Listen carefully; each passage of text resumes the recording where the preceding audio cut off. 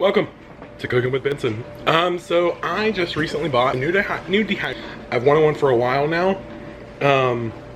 This is called the Cookman Food Dehydrator. It's the RJ43-SQ series.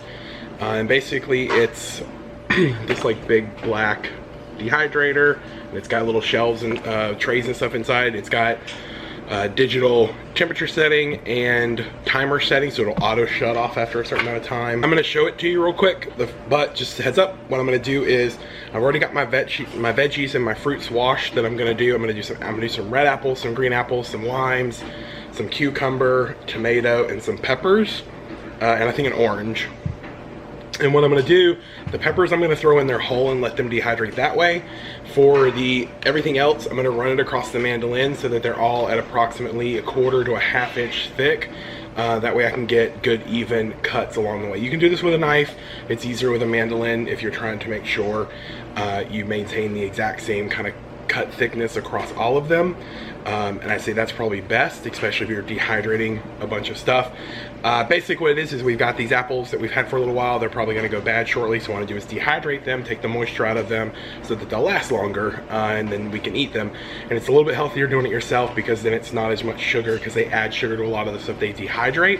So let me show you the Cookman Dehydrator, and then I will bring you back when it's time to load it and set it, and go from there. All right, so here it is. So see, this is your digital time setup. So you got power. It auto sets to 10 hours, and I think it's at 140 degrees. Let's see, 158. So it auto sets to 10 and 158 degrees. You can hear the fans in the back going. I can feel the heat and the warm. Now you will smell like a weird burning smell when you first crank it on. It's because there's dust and stuff in these, and it's cleaning out the dust and stuff. So you can see the fan back there, and then there's the ventilation up top, and I've got shelves here. I'm gonna show you the shelves. This is one of the shelves. It's a little wet right now because I just washed everything.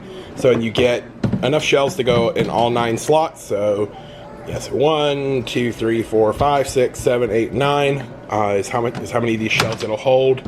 And then you also get this guy. It's a little bit thinner holes than the big stuff here. So if you're looking to dehydrate something that might fall through the holes of the main shelves, you've got this one to use, and it just fits inside one of these other shelves. And then you also get this guy, which functions as both a drip tray and a fruit leather tray. So you can like blitz up fruit and lay it out, make your own like fruit leather. Fruit roll-ups is kind of what they're like. So I'm gonna dry this stuff off, get my fruit cut, and I'll bring you back. All right, so there it is all put together. So the door just slides up. You've got your trays and stuff in there. I'm gonna get this cranked up and let it run for about 10 or 15 minutes while I slice up my fruits and veggies. All right, so it's all loaded up. I got some peppers in the bottom here, tomatoes, cucumbers, and limes, some limes, apples and oranges. And then up here we have some apple leather. That'll get going as well. This is gonna go at 140 for about 6 hours, and we'll come back and check everything and see where it's at. If it's at the chewy consistency or if we're looking for a little bit more crispy. So, see you in 6 hours. So I ended up letting this go for 8 hours total. So, because some of my pieces were thicker. I went with 1/4 of an inch on these, but I think next time I'm gonna go with 1/8 of an inch, because 1/4 of an inch gives me this. So they're a little crispy, but honestly they're going to be more chewy than anything. You can see the flexibility they've got. Like these smaller pieces, yeah, they crisp up really well, but I think I'm definitely going to try 1/8 of an inch next time. So that's my apples. And then the oranges, of course, weren't an 1/8. They were a little bit bigger than 1/4 of an inch. So they're still definitely going to be chewy. However, I do like that the rind is very crispy, and I'll show you because I ate a piece of one. And you can see like the rind itself here is very well like dried and stuff. It just snaps really easy. I think what I'm gonna do is grind this up real well and put it in a jar and save it for like a seasoning purpose, you know, whenever you add like zest and stuff. Fruit leather has already been eaten, so you can see it peels right off the thing. It's good. I added pumpkin pie spice to this, and it's actually really good. Kristen said next time I should add hot sauce. Let's see, what else do we got?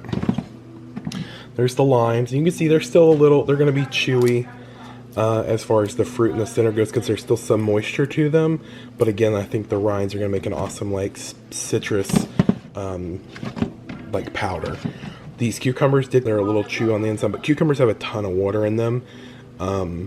So yeah, so they didn't come out very crispy at all. They do taste it because I salted these before I put them in.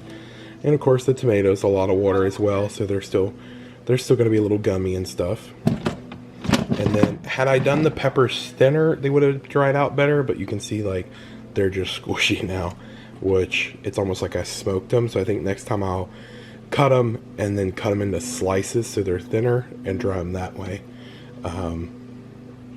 instead of leaving them whole like that. Now I could probably let these go a lot longer, maybe 24 to 48 hours at 158, and they'd probably dry out some more. In fact, I think I'm just going to pull everything else out of here and drop these guys back in there, because I think I'm going to do some beef jerky here in a little bit. So, but so far this thing's pretty cool. It's nice. It's nice to have all the racks. I kind of wish I had another one of these trays or another 3 of these trays, because I'd make a ton of this fruit leather just to have around. But yeah, so there you go. That's, you know, dehydrated fruit and vegetables that we can eat without any kind of like added sugars or anything like that, and enjoy. It all tastes really good, so I'm excited. Alright, so on top of the other stuff that we made in the dehydrator, I'm going to try and make some jerky. So I'm going to make some jerky out of some ground beef, some chicken breast, and some pork loin. So the chicken breast and the pork loin have been sitting in a solution overnight. This ground beef I'm just going to season with some of this oak smoked salt that we picked up, and then I'm going to mash it as tight as I can, then make some strips out of it, and then all the meat's going to go in the oven till it hits 160. Well, the poultry specifically needs to hit 160 internally. The beef and the pork can hit 155, and then they can go into the dehydrator. The reason that we're doing it that way is that the dehydrator will never get hot enough to kill any bacteria that might be in this, and so we're going to do it that way. Alright, so 10 minutes at 350. If you notice, I kept all the pieces as close to the same size as I could as far as the sliced chicken goes, and then the ground beef are also about roughly the same size. A couple small ones in there, but the ground beef is at 160, the chicken's at 165, and the pork is at 160 as well. This has got a teriyaki seasoning around the edge. That's why the edges of some of these are brown. It was harder to keep this the same size because the pork loin was cold, but it wasn't cold enough, firm enough to slice very well. So I'm gonna get these into the dehydrator. I'm not doing anything else to the pork or the beef. They've both been salted. This one's been teriyaki'd. I am gonna toss this in some red hot buffalo sauce before I put it in the dehydrator. And then all of this is going in the dehydrator at 158 for about 10 hours, or until it's the right chew consistency that I'm looking for. But we know the bacteria has been killed, so there's no chance of us getting that, and then we're just gonna get dehydrated. Alright, now the thing I'm gonna do before these go in the dehydrator, I've got a napkin here and the meat here. I'm definitely gonna hit it to the napkin, pat it dry as best I can before I put it on the shelf to go in the dehydrator. That way I'm getting rid of any excess moisture and fat. So that's something you wanna do. So just grab a piece, drop it, pat it as best you can, get all the stuff off of it, and then over into your rack. So I'm going to repeat the process for all the pieces, and then also dunk my chicken in some buffalo sauce. So bring you back when it's time to taste it. I showed you some of the stuff we dehydrated a little bit earlier. The oranges and the lemons and the apples and the apple leather. I'm going to show you what I just got done as far as jerky goes. So this is the cantaloupe that I dried. So it's still kind of chewy, a little bendy. This is the pork, the teriyaki pork that I dried. You see it dried real well. This is the buffalo chicken. And then this is the beef, the ground beef. It's still got a little bit of like give to it. It's not super dry or anything like that. I haven't tried this one yet. I've tried these two. This is pretty good. It's got a good teriyaki flavor. It's even better if you chew it with a piece of the mango. It really enhances that teriyaki. And then this buffalo chicken's got a good spice to it. Also made a cantaloupe fruit leather. Not as good as the apple one, but of course I didn't do anything special with this one. It's just straight cantaloupe, and it has almost like a pumpkin-y flavor to it. It's kind of weird. Beyond that, I'm going to try the beef real quick. It's still got a little bit, it's still squishy. It's not super dry. I don't want to say it is dry. So that's kind of what like the the inside looks like. So you can see there's a little bit of like moisture from where the fat's still inside it. So, oh yeah, that's good and dehydrated. I like that. It's a very strong beefy flavor, but again, all I did was salt it a little bit.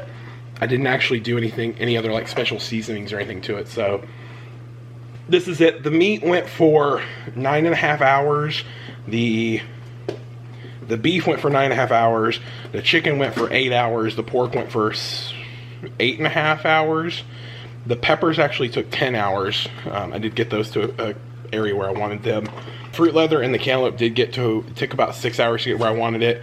But everything else, it's turned out great. So I've really enjoyed it. So I'm excited to have this. I've got a couple other things.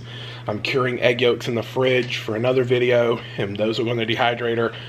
And then the salt that they're in, I'm going to put in the dehydrator to get the moisture out of it so I can reuse it later for other stuff. I'm excited to have this. So far, the Chefman, it's got an auto cutoff and everything. After whatever time you set it, it maintains good temperature. It doesn't radiate a lot of heat. Like when you walk by it, you can definitely tell that there's heat coming off of it. But to be honest with you, it's not terrible. Like it's not making my house super hot or anything like that. It's pulling air from the back and pushing air out the top. I mean, it's warm to the touch, but it's not so warm that it might burn me. The metal back might, but I like it. And even the plastic shelves, I can handle those right as soon as it's done. So even if it's like 158 degrees, I can handle those plastic shelves and not be that big of a deal. I kind of wish I had a couple more of these trays like this so I could do more of the fruit leather and stuff at one time versus just that one. I also wish this was maybe metal because the plastic is bowing and so it doesn't evenly distribute the fruit mush that you create, and so it takes longer for the inside to finish before the outside does, and so the outside gets kind of crispy whereas the middle is still very kind of squishy. So yeah, I'm gonna go ahead and get out of here. I hope you guys enjoyed this one. Let me know if you've tried the Chefman, or if you're interested in getting a dehydrator. If you got any questions that maybe I can answer, or if you dehydrate your own stuff, let me know what you do. Send me some recipes or something and I'll try them out. So hope you guys enjoyed this one. We'll see you in the kitchen.